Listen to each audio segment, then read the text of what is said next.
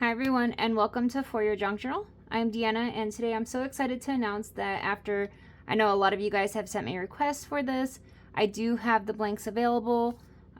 This came after I did the vintage photo wheel video. So I did hear you guys. Thank you so much for your messages. Thank you so much for the kind words. I truly appreciate it. And so I do have blanks available now in my Etsy store. This kit will come with just like a lighter, it's more like shades of neutral, like neutral colors, a lighter color, then there's the mid color and a little bit darker, just to give you guys a little variety in color. Now I just want to show you, this is the same one, but I just added ink, so it does change the look just a little bit, but same wheel. So this will also have an additional design. Now the original video had just the circular wheel. This one has actually, I've added in a rectangle shape as well, and then some pockets. So I have the tall pockets, just put it on a contrasting color so you guys can see it. Then I have the short pockets. Then I also have a round pocket, just like that, that you guys can add in if you want, just to give you guys more options. Now this will go together whether if you put together the vintage photo wheel, this is put together exactly the same way, but because there was an additional shape and some pockets, I wanted to make sure I put a video together, putting it together so that way you guys can see. Did I just say that twice? Anyways, don't mind me, it's getting late. So I wanted to put one together. Another note real quick before I get started is if you guys use the Cricut cut files. So as a creator, a lot of us have issues with the Cricut design space. And that's because a lot of these images, so this image right here, you want high resolution. So this is 300 DPI. So that way you've got nice crisp images. Everything looks nice and clear. It's not blurry and the images look good. Cricut Design Space automatically decreases your resolution to 144 DPI. There's nothing we can do to make it any better. Because of that, it does cause issues like across things that are printed like through your PDF or JPEGs versus the Cricut Design Space. And up to this point, I've been pretty lucky with being able to just make little adjustments and getting everything to work. So I'm able to print like the house folio, for instance. It can all be printed and it all looks cohesive.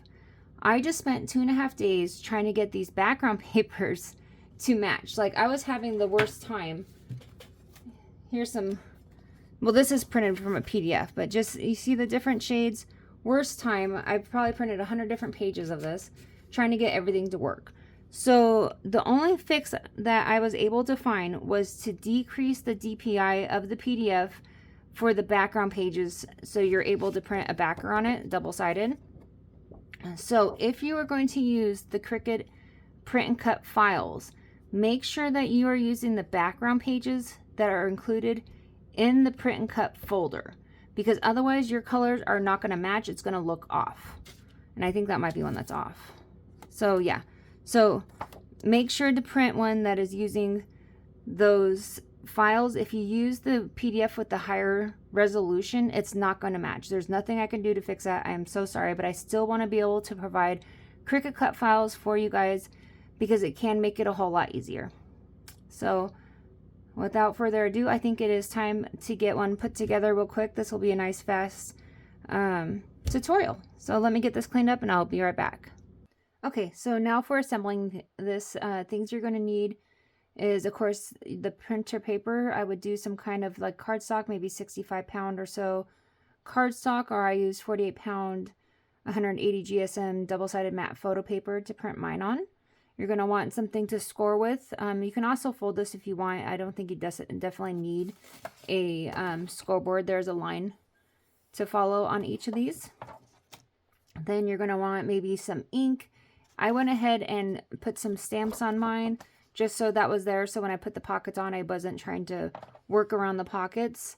Whatever you want for decorating. Some glue. So I'm going to use fabric tack and some art glitter glue. Maybe even a bone folder just to get a nice crisp fold on it. And yeah, I think that's it. So let's go ahead and get this stuff folded. I'm sorry, scored. So we are going to start with just this one piece is the only piece that's going to be scored. I went ahead and inked my edges prior to this. Some of it anyways, to get it out of the way as well. So it's just that one line right down the center there. Get this out of the way. Don't mind my dirty mats. I've been playing for a while with some of the decorating. So just fold that in half. And if you want, you can go ahead and ink your inside edges now if you want. So I mentioned that there is a score line here. So I'm going to flip it over and use this side because these will match only a certain way. So this one just happens to match this way. You can use it either way is fine. There's no wrong or right way. So this one, can you see the edge, the little notches there? You want to make sure those match up before you attach it. So you also want to make sure that your writing's the same way on both sides when you are decorating. I made that mistake once. So this will go there. Now we are also going to need one of these. I call it the tag stopper. So, and what I've done here is this little hole will match up with that hole in there. So it makes it a little easier to line up. And then I also put lines here because there's going to be a special way we are going to glue this right along here. And if you're having a hard time lining up your edges, you can kind of just follow it and kind of keep it centered. When it comes to your glue, you're going to make sure you want something that's fine tip to put that glue on. So let's go ahead and get this glued down. So I'm going to glue the back of this with some of the fabric tack. It's just because it's a large area. And I feel like the fabric tack allows things to move a little bit better. I feel like I might be losing my voice. I don't know if you guys can hear it. So if it's crackly, I think I've just done too much talking today. All right. So I just covered the back in glue, and we are going to line up the half circle with the half circle.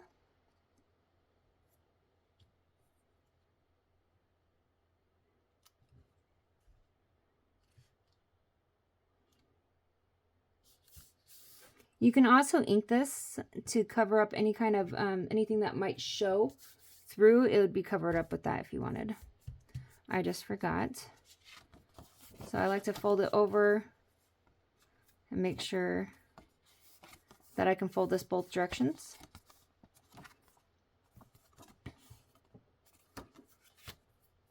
Okay. So I just want to make sure once again my writing is the same way.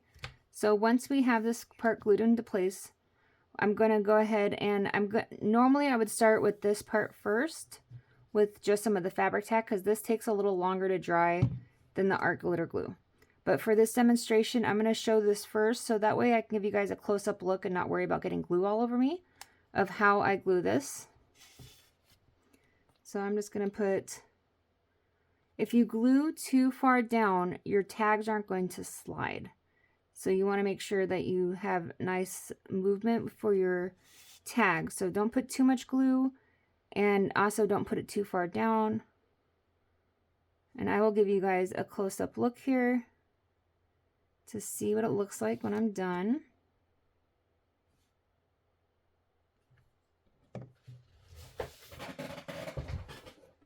Don't mind my chair.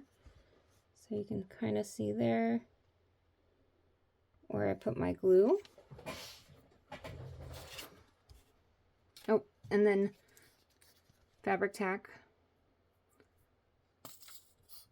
And you can use, this just happens to be what I'm using. You guys can use whatever you want. I know some people don't like the smell of the fabric tack, and that's completely understandable. Now I want to make sure that this is completely covered with glue, but also not too much glue because I don't want it seeping out of the side. What happens is when this when the tag slides in, this acts as a stopper to stop the tag from going too far. So I'm going to try my best when I lay this down to not smear around the glue when it's laying down because I don't want it to seep out too far because that's going to hinder the tag from sliding. So I'm going to try my best to line it up like that. Then I kind of look all the way around before I push it all the way down, make sure that everything looks good.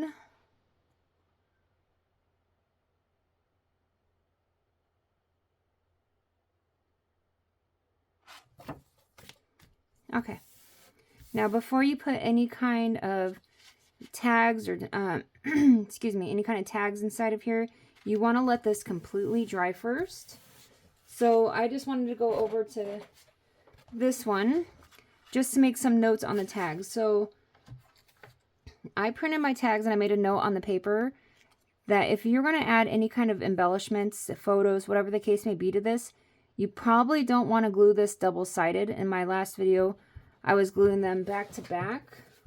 So you can see here, this is 2 cards. It provides a very nice sturdy card. If you're not going to do any embellishments, you can most definitely print single-sided and then just glue 2 together. So it depends on how you're going to use it.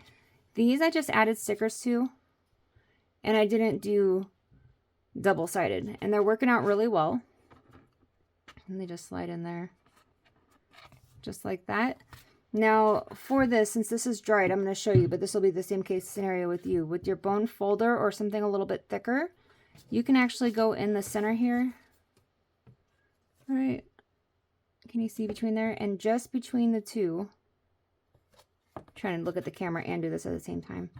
Kind of slide it around. You don't have to go all the way down into the bottom part here, just in the top part, and kind of loosen this up, and it will allow for that tag to slide a little bit better. So just like that. And then once you've done it a few times, like these ones, I've moved around for quite a few times, so they actually come in and out pretty easy, just like that. So it's a lot of, once you start using it, it does work a little bit better. So that is it for the tutorial. Oh no, it's not. So onto the pockets. So while this is drying, let's go ahead and add these pockets in. So I'm going to do just like this. When I was stamping my paper, I dropped the stamp, so I wanted to cover that up with a long pocket. So just like that. So you're just going to glue your edges, because this of course is going to have slides in there, or you're going to be able to slide stuff in there. So just glue a thin line right across the straight edges.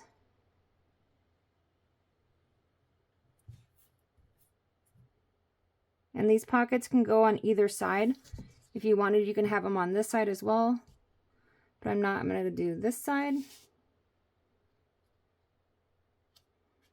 Just like that. And then on this side, I'm going to do my 2 little pockets. So once again, just glue the straight sides.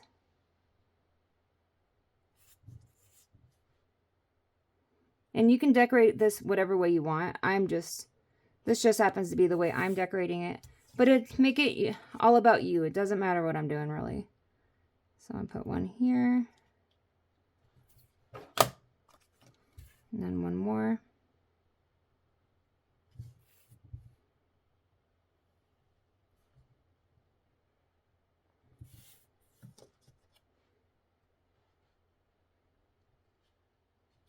Just like that.